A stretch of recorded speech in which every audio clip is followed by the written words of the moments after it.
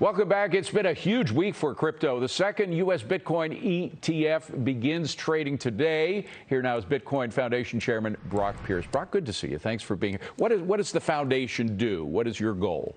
Well, so the Bitcoin Foundation was created in the very early days of Bitcoin to assist with the development of the core code, to basically be a channel for media to contact, to connect with the various constituents in the industry, to do advocacy work.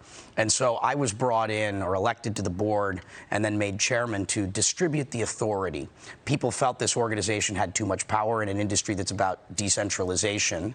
And so the foundation is really focused right now in having conversations with foreign governments, leaders of nations, and really assist with advocacy work, evangelism, and basically policy advising. Now, central banks around the world differ on many issues, whether they're for negative interest rates or not. But one thing they don't differ on is their thirst for power. They love the power that they have, and they're very reluctant to give it up. And frankly, I think they're afraid of cryptos, don't you? I'm not sure fear is the right answer. I think they generally don't know enough. And so people tend to fear that which they don't understand, and you conquer fear with knowledge, which is why I spend so much time educating central bankers, because the more you know, the more comfortable you often get. But the whole deal with cryptos is the idea of anonymity, of being able to make moves without somebody watching over your shoulder. And Big Brother, frankly, is looming larger and larger, not smaller and smaller right now. That's why I'm wondering how much success you might have with a country like China that has already thrown some cold water in the idea of cryptos there, and where they want almost in total control of what happens to your finances. Well, that's why China has banned it effectively, because they realize they can't control it. And that's why places like the United States, where we care about life, liberty, and the pursuit of happiness, fundamentally, principally, we're so aligned. But what we have seen is El Salvador did make Bitcoin legal tender. How's that working out? In less than one month from the day that it started, which was September 7th, or Bitcoin Day, over 50% of the population of the country had downloaded a Bitcoin wallet. So it's exceeded my wildest expectations. But what you pointed out is interesting. The primary currency in El Salvador is the U.S. dollar. So there was no central bank. They don't have the ability to issue their own money. Similar to like Ecuador and Panama, there are a number of countries that run solely on the dollar. And so you don't have a central bank effectively, in the way they see this as all this upside. Do you now have, though, a case model that you could present to other countries and say, look, it works here, it could work there as well? Yes, so I was with the president of Ecuador, Panama, Honduras, Guatemala a couple of days ago. I've got 30 other presidents in line.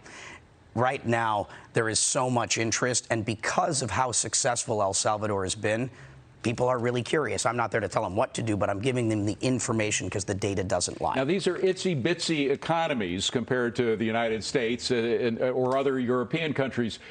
Is there any transfer, or is it just unique to the size of these countries, the small size of these economies? Well, first movers are typically those that are going to be more nimble and where the need is greater. Obviously, the bigger you get, you don't need to be first. You have the benefit of being able to watch and see how it's worked elsewhere, and then you get the pleasure of going, oh, this really works, let's do something. It's the smaller places that benefit most from, making big moves. Have you seen any interest at all on the part of the Fed? So, I was in the Senate yesterday, and I'm constantly in conversations with various members of, our elected officials, our civil servants, our regulators, legislators, everybody. And there's genuine interest. The real issue that I see is that most people just don't know enough. And so the main thing that I'm tackling is just education, education, and education, because the more informed everyone is, the more sensible the decisions they'll make that are ultimately, this is our future. There is a future economy emerging. There is a new economy emerging.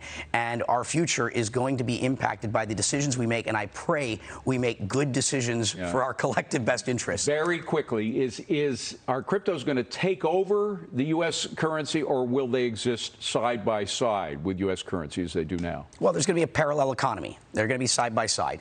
This is just what the benefits of what technology is doing is it's creating alternatives. I don't believe it's threatening the U.S. dollar. Remember, I was also the founder of Tether, where we invented the stablecoin. We created the first U.S. digital dollar. It's doing $100 billion a day in transactional volume. So governments are also looking looking at it, central banks saying, wow, this technology can be used to enhance our monetary system. They're seeing benefits from it.